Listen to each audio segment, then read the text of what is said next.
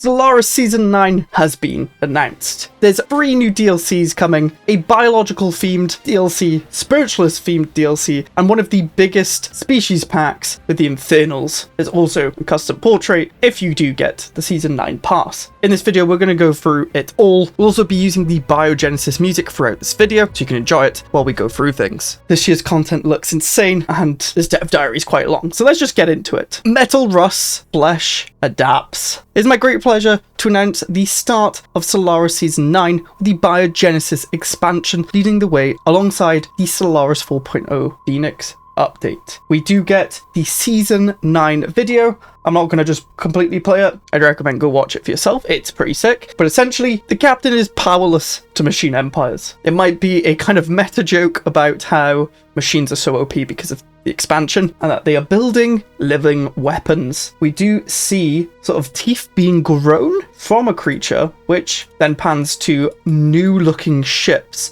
that we've never seen before. In previous dev diaries, they have gone on about how the cloning and what we have now about fauna isn't considered a true bioship expansion, so it looks like we might actually have proper ships that you can grow and not just mutate them. We then get a look at something Shroud-esque as well as an infernal looking species, which we obviously will get onto. Now, a huge announcement as well. Paradox is giving creators creator codes and links so that when you buy DLC or season passes from the Paradox store, we as creators get a kickback without costing you any more. So you can support us by doing something which you probably was already going to do, because let's be real, we're in the Stellaris pipeline. My code is EP3Stellaris, or you can use the link in the description. It will give you a Steam key, as well as giving the channel a kickback, which helps support these videos, and it's greatly appreciated. We will be getting into what's coming in Season 9, what's coming in Biogenesis, and how much Biogenesis and Season 9 will cost later on, and I'll remind you again there. The future of evolution is here. Biogenesis continues a remastering of the Ascension paths by granting you unprecedented power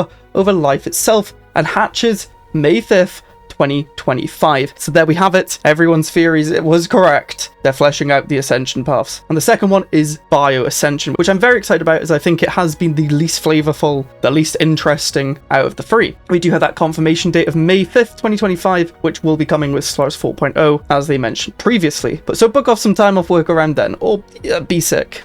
Evolution had its chance, now it's our turn. 2 biological ship sets command living fleets that evolve alongside your empire. Customize these genetic marvels for specialized roles, from ferocious maulers to adaptable support weavers, each capable of empowering allies and weakening foes. Okay, so we get 2 different ship sets for biological, which is pretty sick, but we also get specialized roles, which we don't really have at the minute. The closest thing we probably have is the progenitive hive stuff, but they're not really supporting in the way that if you don't have them, you just get negatives. If you have them, you get the positives. So they might be a bit different to that. It's going to really shake up the combat if you are going with that, and maybe you can change it up, like the buffs to allies and weakening foes. That's going to be very, very interesting. 3 new origins. Evolutionary predators. Push the boundaries of species traits by unlocking and combining unique phenotype abilities to craft the ultimate adaptive empire. We haven't been given much there, but it sounds like this origin will be playing around with traits, phenotype abilities. Phenotypes are like stuff with lithoids, like unique traits to that, so that's going to be very interesting. Maybe you can play with a lot of custom phenotype stuff. There might be stuff added, I'm guessing. Yeah, not too much information there, but it's interesting. Starlit Citadel. Solve the mystery of your empire's biological attackers while boosting hyperlane choke point strategies with early access to the Deep Space Citadel megastructure. So we are getting a new megastructure then. It could be a killer structure, but it depends. We did get catapults early with an origin, so, and ring worlds obviously. So basically this origin is a fast track to that megastructure. We'll have to see what that does when we scroll down. Again, very interesting. Then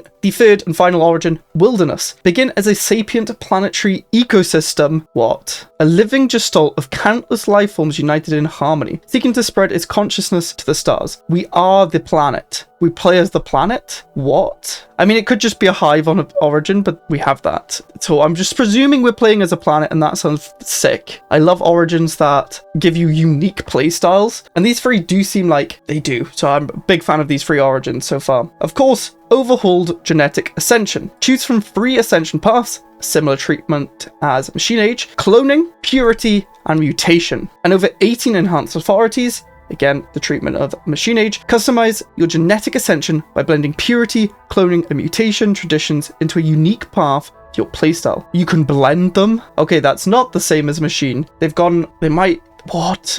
I really like the sound of this. We've obviously got cloning, which is very similar to what we have now as you get clone vats. Purity sounds like you're creating the best species possible via customizing traits and stuff, so it pulls that out of the current one and goes hard on that. Then mutation, we could see purely headcanon, nothing confirmed, but traits developing on their own, that could be very interesting. Hives with a twist. Encounter a hive fallen empire. They're adding a new fallen empire, what? A fractured hive mind struggling to awake between its 3 splintered personalities. So 3 fallen empires then if there's 3 different personalities. What? So I'm not sure the last time a fallen empire was added, but since I've been playing in like 2.6, I don't think one has been added since then. Let me know in the comments. But this is really cool. They're not just copy and pasting Machine Age with what they're adding. They're actually doing unique additions to suit the ascension they're doing here. We also do get 6 new civics: genetic identification, crowdsourcing, familiar face, aerospace adaptation, shared genetics, and civil education. I don't have a clue what any of those do, but obviously they're going to be around probably biological mutation and bio stuff.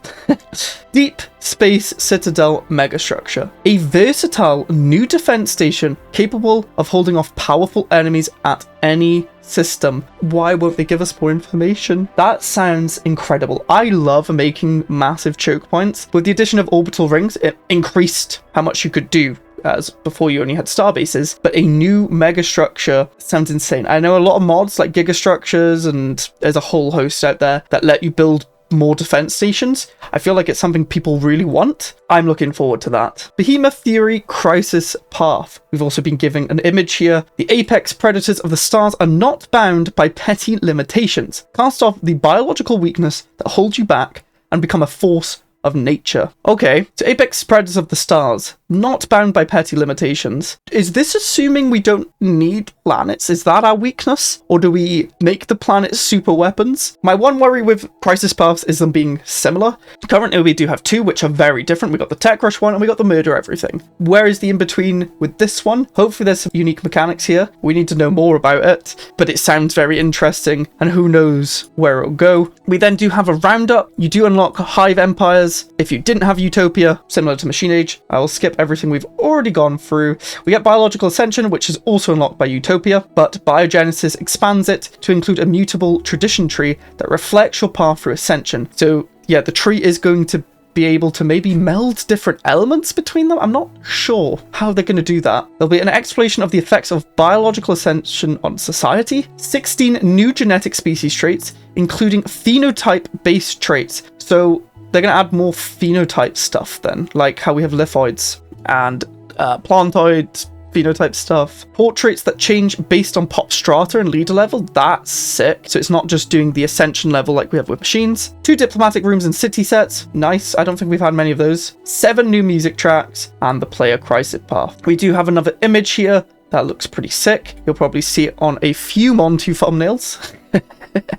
And then we have the planned dev diary schedule for that. And remember, if you are planning on buying this, we do have the new creator codes and links for the Paradox Sword that gives you the Steam key and it gives us a kickback, so consider using my link in the description. We're going to continue on because this dev diary is nowhere near done. We have the planned dev diary schedule. March 27th, biological ships and mechanics. That's going to be, they're all going to be so interesting because I want to know so much more. Then a week later, Ascension, Traditions, Advanced Governments. Week after that, Phenotype Traits, Evolution Predators, Origin. Week after that, Deep Space Citadel, Starlit Citadel, Origin. A week after that, Hive Fallen Empire, Wilderness, Origin. Then the next week, Civics, Behemoth Theory, then the release notes, and then the release date. So it's coming fast. Very, very fast. And of course, we do have the Season 9 expansion pass. We did have that last year for the first time, the expansion pass. We're going to run through it. And if you don't know what it is, we'll explain it for you. So, Season 9 Expansion Pass is your gateway to an entire year of cosmic evolution, psionic mysteries, and apocalyptic infernos. With instant access to the exclusive Stargazer species portrait, this expansion pass delivers 3 major content packs that will redefine the biological and psionic ascensions and the most ambitious species pack so far. Purchasing the expansion pass grants access to all 4 DLCs as soon as they become available. So, in Season 9, we'll get the Stargazers and Biogenesis Biogenesis with the 4.0 update, I believe. Then we will get Shadows of the Shroud at undefined dates. It probably says lower, and then Infernals. So if you buy the pass, you're not going to get them all right now, but you'll get them as they come out later in the year. The Stargazers species portrait looks incredible. If you like starfish, you might need that season pass. The Stargazer species portrait is an instant unlock. Dream of the stars with this exclusive portrait. Available immediately upon purchasing Stellaris Season 9. Featuring free variations and unique animations, the Stargazer species portrait is perfect for players who seek to embody the spirit of cosmic curiosity. So if you went out and got the season pass right now using somebody's creator code, you would get this portrait. We then have Biogenesis, of course, releasing May 5th, 2025 for $25. We have gone through a lot of this, but there is a little bit of new information in the description. Take command of the forces of life itself in Stellaris Biogenesis. Engineer living ships and wield advanced genetic tools to shape the destiny of your empire. Will you create a utopia of adaptation and growth, or weaponize biology to dominate the stars? We obviously then get everything that we just talked about. Then we have Shadows of the Shroud. It releases in Q3 2025 for $20. The psionic plane holds untold power, but at what cost? Shadows of the Shroud is a complete overhaul of the psionic ascension path, introducing new moral dilemmas, patron allegiances, and a whole new way of interacting with the mysteries of the Shroud. Reach into the Shroud. Shape your empire's spiritual destiny with a revamped Shroud system. Shroud panel. Track your empire's attunement and unlock new powers. Revamped end of cycle. The ultimate deal with the devil. Can you delay the inevitable? Psionic auras. Let your Shroud influence shape entire star systems. New content, origins, civics, ships, government types, and more. So it looks like Psionics is getting the smallest DLC to revamp it, but it already had a lot of flavor and unique mechanics to it. So I kind of agree with it being a little bit smaller of a DLC, but it looks like by the end of next year, all of them will be revamped, which is really sick. All the changes are exactly what I would have done with the Psionics. We can track attunement and unlock new powers, which is really cool with the Shroud panel. The Shroud's going to be revamped, which I thought it was cool, but it definitely needed a touch up. And the end of cycle, which I've never had, seems very interesting with all the new content, but we'll get shown that later in the year. Then the final DLC you get with the Season Pass, which is coming later this year in Q4 of 2025 for $13, is the Infernal Species Pack. Forge your destiny in the Stellaris Infernal Species Pack, our most ambitious species pack ever. Adapted to relentless heat and volatile landscapes, you wield the power of extreme environments to reshape the galaxy. Will your empire thrive in the heat or be consumed by the very forces it seeks to command? There is a player crisis path in a species pack. This is insane. Burn the galaxy to ashes as your empire thrives in destruction. Again, my point before, hopefully this crisis path is very unique. There'll be 4 at the end of the year, so they really need to have their own flavor and not be too similar. But I'm sure they won't be.